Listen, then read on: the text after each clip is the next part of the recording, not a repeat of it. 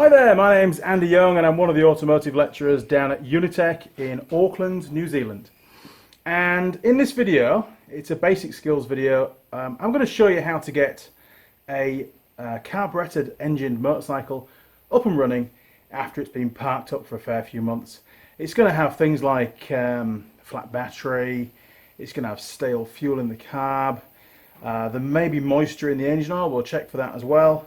And then just give it a good going over, lube the chain, all that kind of stuff. When I used to work over at Henderson, just outside Auckland near the Waitakere, on a regular basis at the start of spring, you know, when everybody's getting the bikes out of the shed, we would get so many calls every year.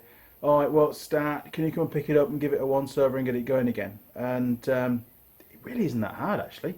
Sure, the battery may not take a charge, it might need a new battery putting in if it's not had a battery saver wired up to it through the winter.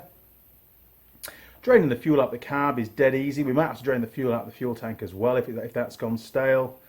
Other than that, tyre pressures, bit of oil on the chain, it really shouldn't be too difficult.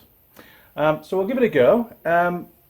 The very worst, you might have a carburetor to take off, or a couple of carbs if it's got two, or four if it's got four, to clean out. If there's a lot of sludge in the bottom, if it's been parked a very long time, then you're going to have to do that. But we're not going to cover that in this video. That'll be in a different video. Okay, so behind me I have actually my own KTM. It's a 640 Lc4 Supamoto. It's the 2006 vintage.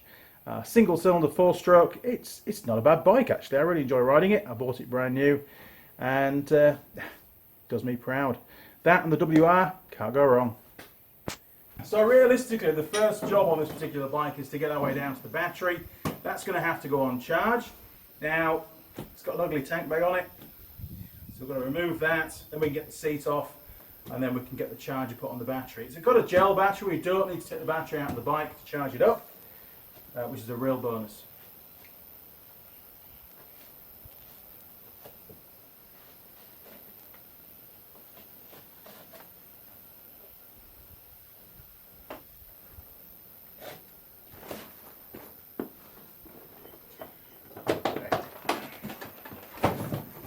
Excellent. One seat off. Right.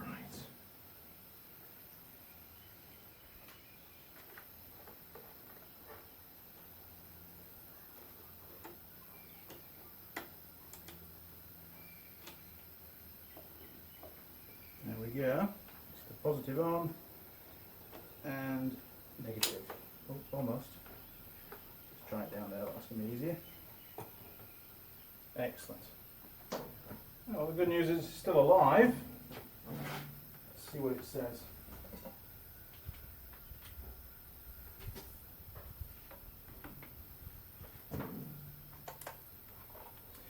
Now I've got one of the Oxford. This is a Maximizer. What is it? Maximizer 3800. It's a pretty good charger actually. You can leave it on this all the time if your bike's not in use for a few months. I forgot, didn't bother. And this will actually cycle the battery, so it'll charge it up and then it'll discharge it a little bit, put a bit of load on it, and then it'll recharge it again. Really good at preserving your batteries. It looks like this is going to come back to life. It's taking 0.8 of an amp at the moment. It's got a voltage of 12.3 volts. So things are looking pretty good. They are a bit picky on which batteries they're going to recover, and if this hadn't have decided to, or considered this as a recoverable battery, then we can put the battery on an old school charger which actually will charge it regardless. It'll put a charge out, and they often bring the batteries back to life. More on the lead acid batteries than the gel type though.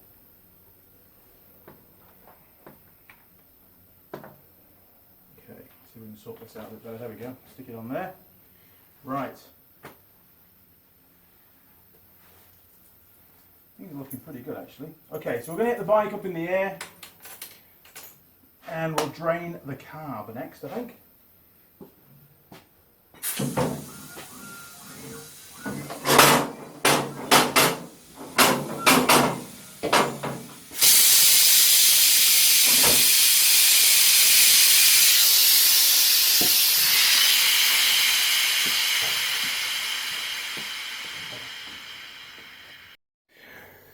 Okay, so the first job before we drain the carb is we need to make sure that the fuel tap is in the off position. Now I've put a bit of yellow on there so I know exactly where it is when I'm riding. And we're in the off position. And then at the base of the carburetor, and we'll get in there from the other side, there's a drain bung on this particular carb. Some have a little screw, a little posi screw which you undo. This one we've actually got to undo a complete bung to drain the fuel out. We need to get all the fuel out of that float bowl as the fuel in the carburetor goes off first. We'll drain that and then we'll let some fuel come down from the tank, refill the carb and see if it starts. If it doesn't, then we're going to need to drain the tank and the carb again and put fresh petrol in there. Now you can see that this is the carburetor just here, the Mikuni carb, and if I just zoom in for you, how cool is that? You can see right down the bottom here, that's the bung that we're going to be undoing. Now these are made from aluminium, and when we come to tighten it up, we really don't want to over tighten it. You can easily break these, and I can speak from experience. Yes. Okay, so I think it's a 17mm spanner. I think so. Let's give it a go. Oh, what a memory. Okay. And it was really slack. Okay, that's good in some ways. And we'll just chuck a rag under there. Now the last thing we want to, oh, you can smell how off it is. Okay. The last thing you want to do is blow yourself up. Halogen lights and all that. Okay, so we'll just leave that to drain. Shouldn't take too long.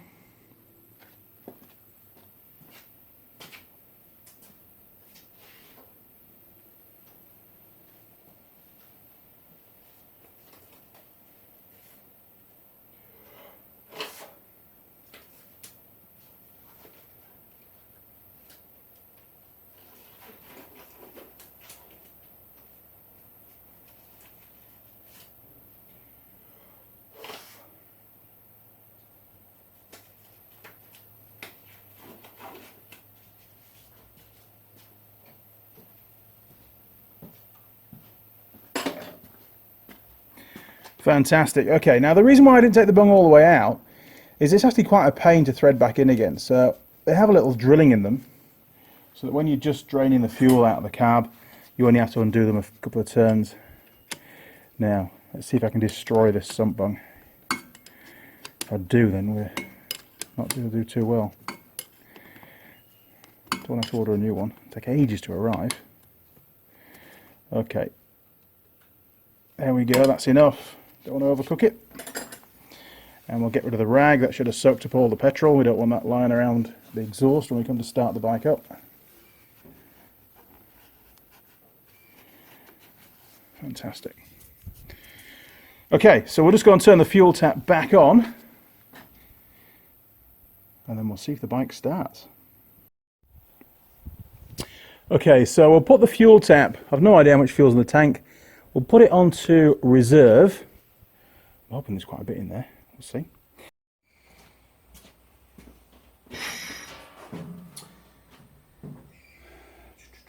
Okay, so ignition is on, check. Choke is on, check. Engine crank on, lights are off, clutch is in. Let's go for it.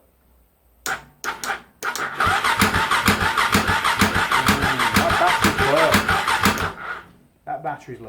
Okay, so we'll go and find the big jump starter pack. We'll put that on the battery. We'll get it fired up. Now I can leave it. I can get it running. And I can leave it on charge for the rest of the day. So the battery's been on charge for a while, a couple of hours, and I've come back now to start the bike, and it still hasn't got quite enough juice in it to start this single cylinder engine. The big singles do take quite a lot of amps to get them to crank over, and even when they're cranking, if there's sufficient volt drop, you're going to get a really weak spark, and that's what we're getting at the moment, and that's trying to start or ignite fuel that's really not ideal. So we're going to use a jump battery, a large car battery on a couple of decent heavy cables, and that should give us enough cranking speed and a minimum volt drop so we get a decent spark, and hopefully the bike will start. If it does, once it's started, the generator will kick in, and that's going to give us a decent feed to the battery, it'll take over, and the bike should keep running, and we can get rid of these. And we'll leave it running for a few minutes just to warm it through. Neutral on, neutral, negative on there. Now I'm going to have to hold the positive because it's a really crappy terminal. There we go. So ignition is on. Press the fire button. No throttle. Will it start? Oh, it's trying. Have another go.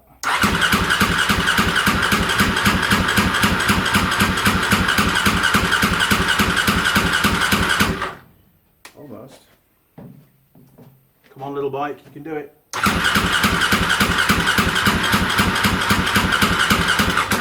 Get rid of the choke, we don't want to flood it.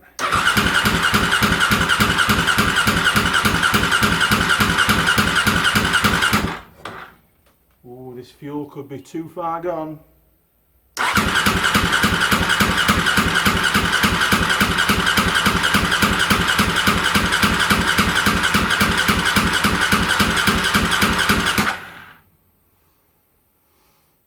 Times like this, you don't want to overcook it because you'll burn your starter motor out. They're only really designed to be run 10-15 seconds maximum on one of these bikes. It's not like a car starter motor. I'll give it one more go. And if that doesn't work, then we're going to have to drain the carb and the fuel tank and put fresh fuel in it. Ooh, nearly.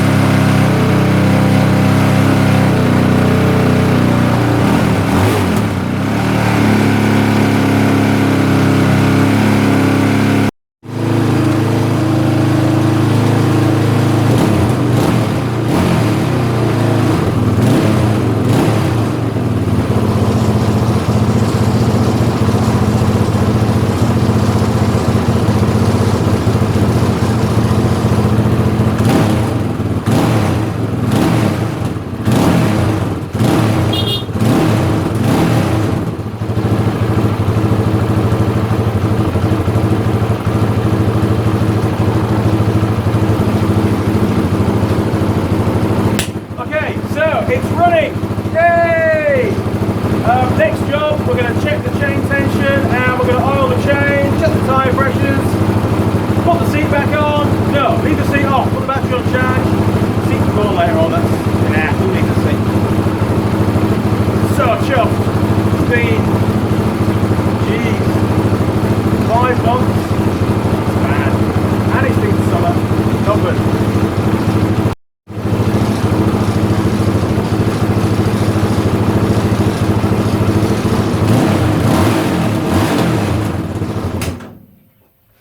Yes!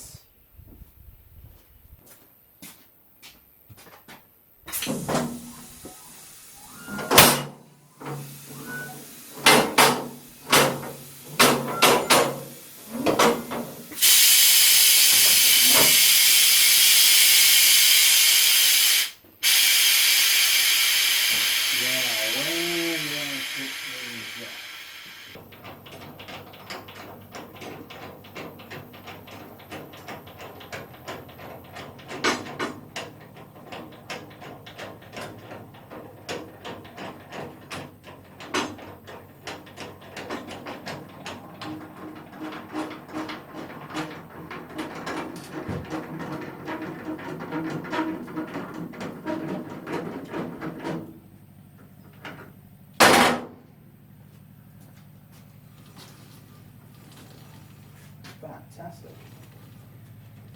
Right, chain oil. Now, this is what comes of living on a gravel road. You can see the chain's covered in gravel dust. So before we put some fresh oil on there, we're just going to give it a quick wire brush down and get rid of all that crud.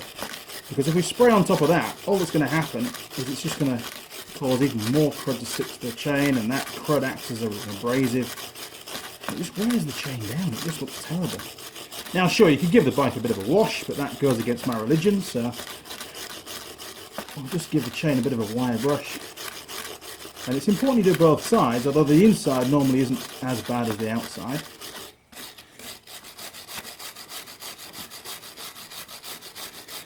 Remember the old days, you used to take chains off and boil them and clean them in paraffin and then boil them in fresh oil and put them back on again. Nobody does that anymore, I don't think. The beauty of O-ring chains.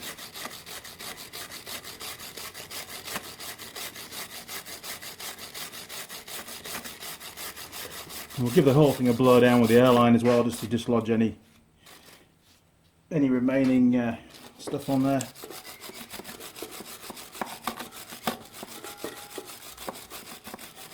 Poor bike. Never gets fixed after.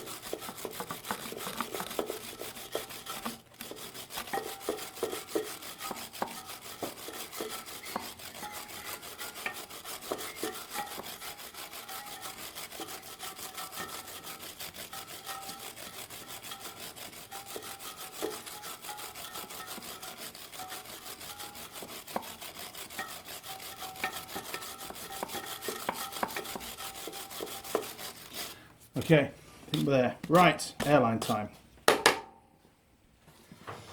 Okay, so it's important you wear eye protection doing this kind of stuff.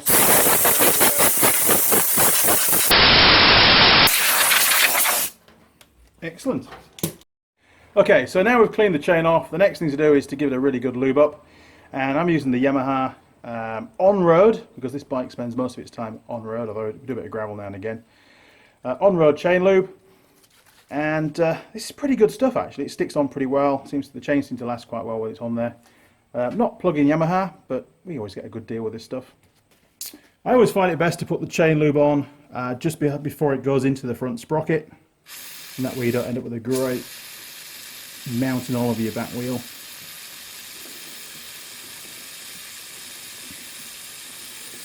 Now with this being an O-ring chain, there's not really much point in putting lube actually on the rubbers between the links, because they've got their own lubrication anyway, and I mean a little bit's going to migrate out there anyway. The chain lube realistically is there to lubricate the rollers of the chain and of course where the sprockets make contact.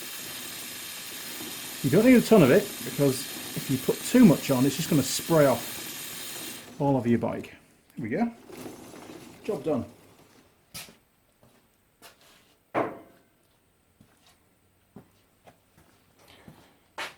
Rag down there and catch all the bits. Okay, what else have we got to do? Well, I suppose we should check the oil level. Let's do that. Right, so we're going to check the oil level next. To do that, I've got to make sure it's off the jack and the bike's in a level position. The engine's already warm, we've just warmed it up. I had it running for a good sort of 5 minutes or so. That's, yeah, it's pretty warm. So it should be somewhere near the maximum mark on the dipstick, and there is a video on checking oil levels and how to do it properly. Okay, so on the 640 Lc4 engine, you've got a sight glass on the left hand side casing, and we've got two little marks, and that's minimum and that's maximum. Now it is really dark, so I'm going to use a torch. If I shine that torch on there, look, we can see the condition of the oil, at least I can anyway, and it's still pretty red. It's bright red when it's brand new, but once it goes black it needs to be changed. It's only done about 2,000 k's I think on that oil. And the level, well actually it's just a bit high, it's just above the max. I can just see the bubbles right at the top of the glass, so we'll leave that well alone. So the oil's all good. What else have we got to do? Oh, tyre pressures next then. Okay, so I've just jacked the bike back up again so I can spin the rear wheel. Here's the valve to inflate the tyre. Now, if you carry passengers, and I do now and again, then the rear pressure on this KTM640 Lc4 Supamoto should be 2.4 bar. Now that's about 36 psi from memory. Yes, I have a very awkward tyre inflation for motorcycles. There we go. Right, we've got, wow, 16 psi in there. So we'll inflate that up. And we want 2.4 bar. And I've got bar on the gauge. So there we go. 2.4 bar is just shy of 34 psi. There you go. Done. Okay, time to put the cap back on. Keep all the dust and crap out of there. And we'll go to the front. Front's next. Okay, so as luck would have it, looks reasonably accessible. And the front, if you're carrying a passenger, is 2.2 bar. So probably about 32 psi. Now, I think we can get straight in there with that one. We can. Okay. So we've got, wow, 16 psi again. Great. Okay, 2.2 bar.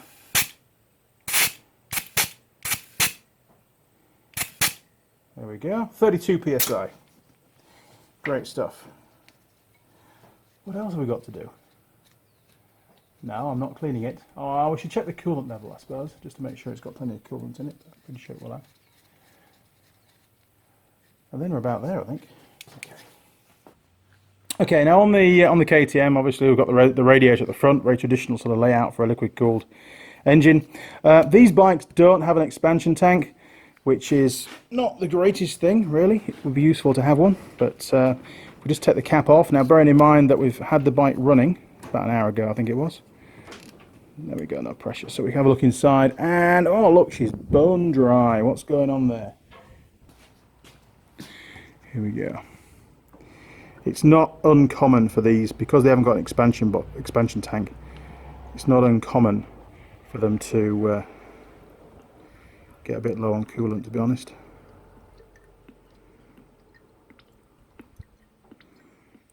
And no doubt when I first go for a ride, it'll spit some out and it'll find its own level. As you can see, it wasn't particularly low, to be honest.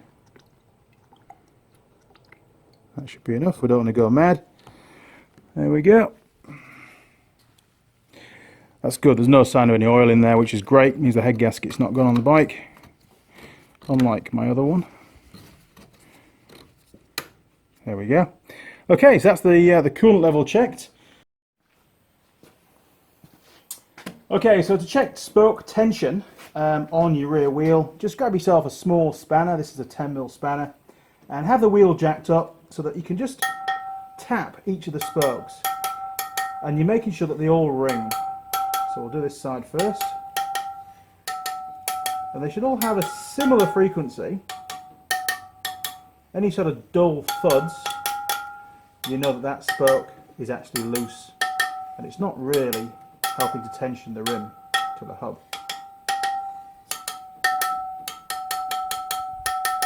See the difference? Now, they're never all going to be the same. Ooh, that one sounds really low. Let's see if I've got a spanner, a nipple spanner to tighten that up. Okay, so I've been moving the wheel around, so I've forgotten that one, isn't it? Okay, so we'll give that a bit of a tweak. Hopefully it'll tighten. Oh, look at that, it's freed off. There we go. Now, a small tweak is fine. It's not really going to throw the rim out of true, you know, quarter of a turn or so. Any more than that, if you overcook it, then you're going to start to make your rim go out of true. So there was one more, wasn't there? I'll give that a tweak as well while we're in. There we go.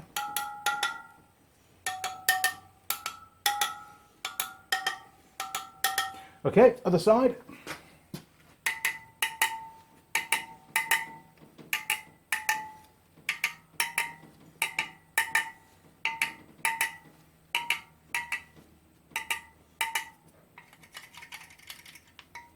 Wow, that spoke's got a big notch missing out of it. That's not good.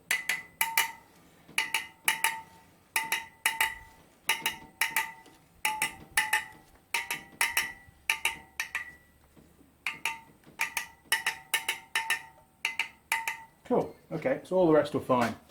I'll spin the bike around later on, do the front wheel, but that back wheel now is all good. Okay, so there you go, just a short video on how to get a stored motorcycle back up and running. You know, things like stale petrol, flat battery, check the tyre pressures, check the spokes, what else did we do? Check the oil level, we checked the coolant level, all that kind of stuff. What we didn't need to do was to take the carburetor off and give it a clean. Now, if your bike has been parked up for a very long time, then there's a possibility that the carburetor is going to have some corrosion in there. It usually goes all white and furry, and the fuel turns into more of a syrup and it lacquers everything and blocks the jets and stuff. That will be covered on a separate video on cleaning out a carburetor.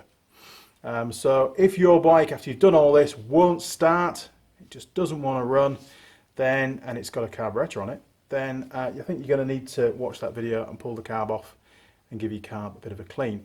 If it's a fuel injected bike, I've got a WR450, that's fuel injection, they tend to be a lot less susceptible to this kind of problem because none of the fuel, other than that in the fuel tank, and that's pretty sealed to be honest, is open to elements. So you don't have this fuel sat in the float bowl that's got fresh air in contact with the fresh air and then it goes off. With a fuel injected system, the fuel is kept under pressure in a fuel line. The air can't get to it, so it tends not to go off anywhere near as badly.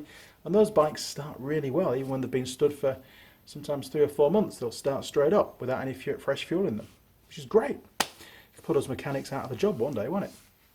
Okay, so I hope you found that video helpful. There will be some more basic skill videos covering motorcycle stuff coming very shortly. Things like, you know, chain tension. This chain was fine, by the way. There'll be a video on chain tension, testing wheel bearings, testing swing arm bearings, testing headset bearings, just the inspection side of it under the basic skills.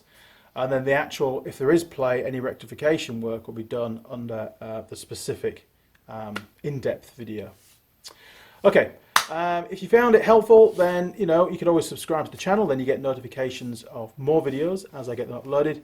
If you have any questions or comments, then please leave them down the bottom and I'll get back to you as soon as I can. My name is Andy Young. I'm one of the automotive lecturers down at Unitec in Auckland, New Zealand. Well, thanks for watching. Cheers, over and out.